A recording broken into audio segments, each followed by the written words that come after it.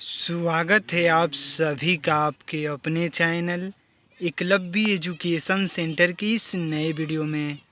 दोस्तों, आज की इस वीडियो में हम यह जानने का प्रयास करेंगे कि जब धान की फसल में बलिया निकलना शुरू हो जाए तो उस समय हमें अपने धान की फसल में कौन कौन से खादों का प्रयोग करना चाहिए, कौन कौन से कीटनाशक दवाओं का प्रयोग करना चाहिए, जिससे जो हमारा धान का फसल है उसमें लगे बलिया पूरी तरीक़ों से हमें लाभ देने में सक्षम हो सके। और इसके साथ साथ यह भी जानने का प्रयास करेंगे कि धान की फसल में जब बलिया निकलना शुरू हो जाए तो उस समय हमें कौन सी सावधानियों को बरतना चाहिए। तो चलिए इस बेहद ही महत्वपूर्ण वीडियो की शुरुआत करते हैं। जैसा कि आप देख पा रहे हैं कि पूरी तरीक़ों से धान की फसल में बलिया निकलना शुरू हो चुके हैं, लेकिन इस समय यह बेहद ही महत्वपूर्ण हो जाता है कि जैसे ही हमारे धान की फसल में बलिया निकलना शुरू हो जाए तो उस समय सही रणनीति के साथ एक बार हमें खादों का भी प्रयोग करना है। और इसके साथ साथ अगर सही रणनीति के साथ सही टेक्निक का प्रयोग करके अगर कीटनाशक दवाओं का स्प्रे कर देते हैं तो निश्चित तौर पर हमारे धान की फसल में जितने भी बलिया निकली हुई है वह बुरी तरीक़ों से हमें लाभ देने में सक्षम हो सकती है।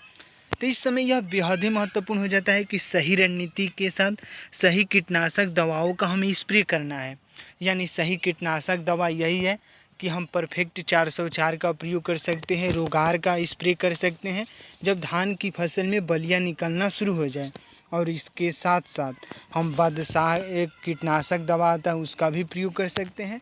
अगर इन तमाम कीटनाशक दवाओं में से किसी एक का चयन करके अगर धान की फसल में बलिया निकलना शुरू हो जाए, अगर उस समय एक बार स्प्रे कर देते हैं तो निश्चित तौर पर हमारे धान की फसल में जितने भी बलिया निकली हुई है वह पूरी तरीक़ों से हमें लाभ देने में सक्षम हो सकती है। और इस समय यह भी बेहद ही महत्वपूर्ण हो जाता है कि जैसे ही हमारे धान की फसल में बलिया निकलना शुरू हो जाए तो उस समय हमें खादों की भी पूर्ति पूरी तरीक़ों से करना चाहिए। यानी खाद के रूप में इस समय बेहद ही महत्वपूर्ण भूमिका निभाता है नाइट्रोजन, फास्फोरस और पोटास। अगर नाइट्रोजन की कमी होती है तो निश्चित तौर पर हमारे धान की फसल में जितनी भी बलिया निकली हुई है उसका ग्रोथ नहीं हो पाता है। तो इस तरह से हमें नाइट्रोजन का भी प्रयोग करना है। और नाइट्रोजन की पूर्ति करने के लिए सबसे बेहद ही महत्वपूर्ण भूमिका निभाता है यूरिया। तो इस तरह से हम अपनी धान की फसल में यूरिया का प्रयोग करके निश्चित तौर पर नाइट्रोजन की कमी को आसानी से पूर्ति कर सकते हैं। और इसके साथ साथ जो पोटास की बातें होती है उसका भी हम प्रयोग कर सकते हैं। और पोटास निश्चित तौर पर मिलता ही बाज़ार में है, तो पोटास और इसके साथ साथ फास्फोरस का हमें प्रयोग करना है। यानी NPK का प्रयोग कर सकते हैं, नाइट्रोजन, फास्फोरस और पोटास। अगर इन तमाम खादों का प्रयोग कर देते हैं अपनी धान की फसल में जब बलिया निकलना शुरू हो जाए तो हमारे धान की फसल में जितनी भी बलिया निकली हुई है वो पूरी तरीक़ों से ग्रोथ करना शुरू कर देती है। और किसी भी फसल के अगर बलिया पूरी तरीक़ों से अगर धान की फसल की बलिया पूरी तरीक़ों से अगर ग्रोथ कर रही है तो निश्चित तौर पर वह केवल लाभ ही दे सकती है। तो इस तरह से सही रणनीति के साथ हमें अपने धान की फसल में जब बलिया निकलना शुरू हो जाए तो उस समय हमें एक बार कीटनाशक दवाओं का प्रयोग करना है। और इसके साथ साथ हमें खादों का भी प्रयोग करना है। अगर इन तमाम प्रयोगों को करते हैं अपने धान की फसल में जब बलिया निकलना शुरू हो जाए तो हमें पूरा भरोसा है कि आप अपने धान की फसल से कम लागत में कम समय में ज़्यादा से ज़्यादा लाभ प्राप्त करने में सफल हो सकते हैं। तो आज की इस बेहद ही महत्वपूर्ण वीडियो में बस इतना ही।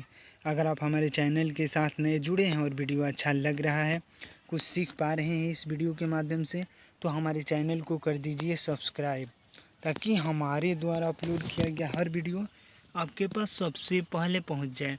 और हम तथा हमारी टीम भी उत्साहित महसूस करें कि आपकी धान की फसल में सही रणनीति के साथ कीटनाशक दवा से जुड़े, खादों से जुड़े हम सही जानकारी देने में थोड़ा सा भी सफल हो रहे हैं। तो हमें दीजिए इजाज़त। धन्यवाद। Thank you.